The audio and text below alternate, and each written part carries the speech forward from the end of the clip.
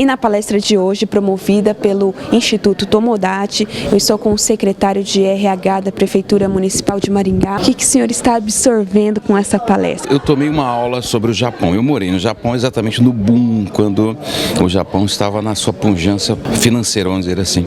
E eu fiquei agora realmente muito interessado em saber um pouco mais, porque o país teve uma mudança muito grande. Na época que eu estive lá, o Japão era a segunda potência mundial. Hoje ele é a terceira e está muito distante da segunda, que é a China. E o que o senhor achou da palestra do senhor Masato Ninomiya? Olha, a palestra dele foi a mais clara e mais concisa que eu já pude ver a respeito da economia de uma nação. Ele fez a história do país, a história financeira do país em 15 anos de uma forma espetacular. Eu acho que o Masato devia ser professor de faculdade. Estamos com o Dr. Masato Ninomiya. Qual foi o tema da palestra de hoje? Vim falar um pouco sobre a economia japonesa, que finalmente saiu de uma longa recessão, né, que começou de 2008 com a recessão dos Estados Unidos. O governo japonês esteve na mão da oposição por quase 5 anos, mudava-se o primeiro-ministro a cada ano e finalmente então Shinzo Abe, ele voltou ao poder em dezembro de 2012, adotou uma série de políticas aí para levantar a economia japonesa. Ele esteve no Brasil no dia 1º e 2 de agosto do ano passado e deixou uma grande mensagem aí de parceria entre o Brasil e o Japão. Mas o foco agora do Japão são as Olimpíadas em 2020. Além do primeiro-ministro Abe, né, conseguir recuperar um pouco a economia japonesa, né, desvalorizando o câmbio, então a indústria de exportação, automóveis, artigos eletrodomésticos, etc., está tendo aquele vigor que tinha antigamente. Embora esteja enfrentando concorrência dos coreanos, chineses, etc., mas, enfim, a economia japonesa tem uma vantagem de ter, os produtos têm alto valor agregado, então consegue exportar bem. Mas o forte mesmo, o atrativo do Japão agora, todo o país está concentrado nos preparativos das Olimpíadas de 2020. Quer dizer, o Brasil também está neste momento, mas nós deixamos tudo para a última hora, né? Mas só que os japoneses começaram já, com 5, 6 anos de antecedência. Então, para a construção de estádios e outras facilidades, eles estão precisando de mão de obra não qualificada, mas que provavelmente não serão de brasileiros, porque tem asiáticos que podem trabalhar por menos salário do que os brasileiros. E quem falou sobre previdência social em uma das palestras de hoje é a senhora Belara Giraldello. Vim falar sobre o acordo Brasil-Japão e como as mudanças da medida provisória afetam o acordo.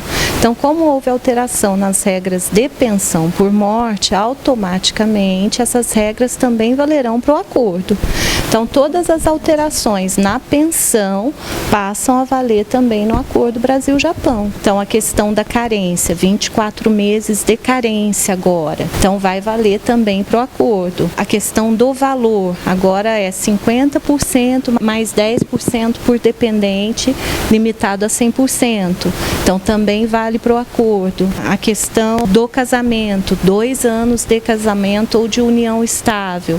Então, essas foram as principais regras. Belara, tem um exemplo. Se a pessoa trabalhou, vamos supor, uns 10 anos no Brasil e trabalhou mais uns 10 anos no Japão, como que vai funcionar isso na hora dele se aposentar? Em princípio, quais são os benefícios do acordo? Idade, invalidez e pensão por morte. Então, o trabalhador que retorna para o Brasil, um homem, está com 65 anos de idade hoje, ele só tem 10 anos no Brasil. Para ele se aposentar por idade, ele teria que ter 15 anos. Daí ele sabe que ele já tem 10 anos no Japão. Então, ele vai poder pedir o benefício por idade no Brasil e no Japão. Nós vamos usar os 10 anos que ele tem aqui e mais 5 anos do Japão. Ele se aposenta no Brasil por idade. O Brasil valida o tempo que ele tem aqui, encaminha também para o Japão.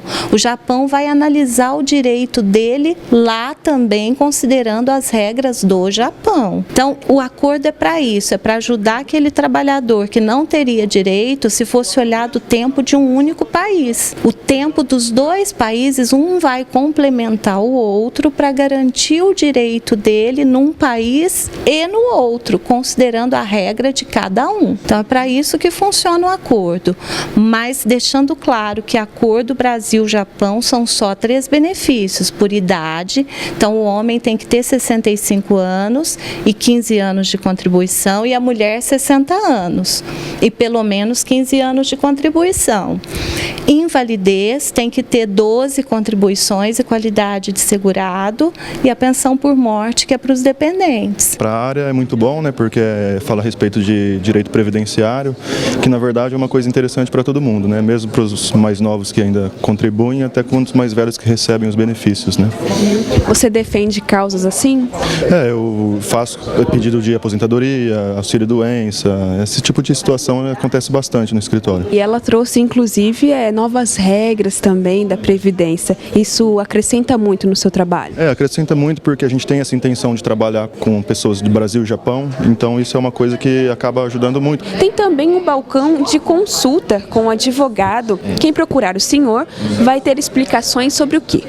Bastante brasileiro trabalhou no Japão. Depois de voltar, quando no idoso aqui no Brasil procurar como pegar a aposentadoria do Japão aqui no Brasil, morando aqui no Brasil, né? Atendendo para ajudar na solicitar receber a aposentadoria do Japão, sabe? Do Brasil, a aposentadoria do Brasil, no balcão do INSS, né? Mas como pegar a aposentadoria do Japão? O procedimento é diferente. E é fácil ou é complicado? Facilmente, mas tem dificuldade tem na problema da língua de japonês é Brasil. Também costuma do documentação japonês dentro de japonês é Brasil, né? O senhor Shudo Yasunaga também está fazendo parte desta palestra, que por sinal é rica em conhecimento sobre a economia do Japão. Está aprendendo bastante? É muito interessante. E principalmente é uma satisfação porque o Dr. Masato Ninomiya é conhecido já de longas datas. Então, quando era presidente da SEMA, nós participamos de muitos simpósios juntos em São Paulo. Essa palestra do Dr. Masato, por exemplo, para a gente foi muito interessante porque a gente pôde entender melhor ainda a situação econômica do Japão. Eu trabalhei no montador de Toyota e passei para montagem de motor de máquina de lavar, ventilador, mas assim mesmo foi difícil, né?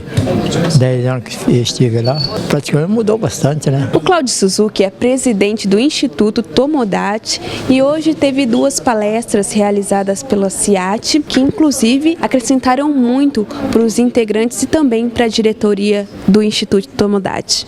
Isso, nós tivemos a palestra com o Dr. Masato Ninomiya, presidente do CIAT, há mais de 20 anos trabalhando em prol dos decassegues. Então hoje ele explanou muitas informações que nós trabalhamos diariamente com o público decassegue, então veio para agregar muitas informações para o Instituto.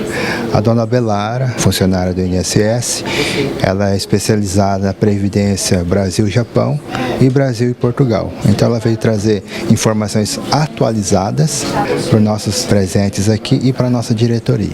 E sempre tem palestras como essas? Sim, essa foi a primeira reunião do Instituto Tomodachi de 2015. A intenção nossa é que todos os meses aconteça uma reunião com uma palestra. As reuniões são feitas todas as terceiras, quintas de cada mês, a partir das 19 horas. O que é o Instituto Tomodachi? O Instituto Tomodachi, ela foi lançada em 2006 com a intenção de levar informações ao público de decassegue, principalmente aquele que retornava ao Brasil. Que tipo de informação? Na época, o pessoal tinha muito interesse em investir em imóveis, montar um próprio negócio, procurar um emprego, e o Instituto teve essa ideia de levar essas informações a esse público. Então é uma troca também de informações aqui. Com certeza. Aqui, além do atendimento ao decassegue que ele volta, nós também atendemos os decassegues que já estão estabelecidos na cidade de Maringá. Os decassegues que já têm seus negócios ou que estão procurando alguma coisa. Então, esse encontro é para que eles possam se ressocializar, que eles possam se conhecer e que também possam fazer negócio entre eles. Ainda tem muitos decassegues, Cláudio, que estão em Maringá e ainda não fazem parte do Instituto Tomodachi. Você gostaria gostaria de estar fazendo um convite? Sim, eu convido a todos os DECASEGs que o Instituto está estabelecido aqui dentro da Associação Comercial e que venham que nos procure. Aos que não puderem vir até assim, que acesse o nosso site, é o www.tomodate.org.br. Lá tem as informações, mande um e-mail que a gente entra em contato.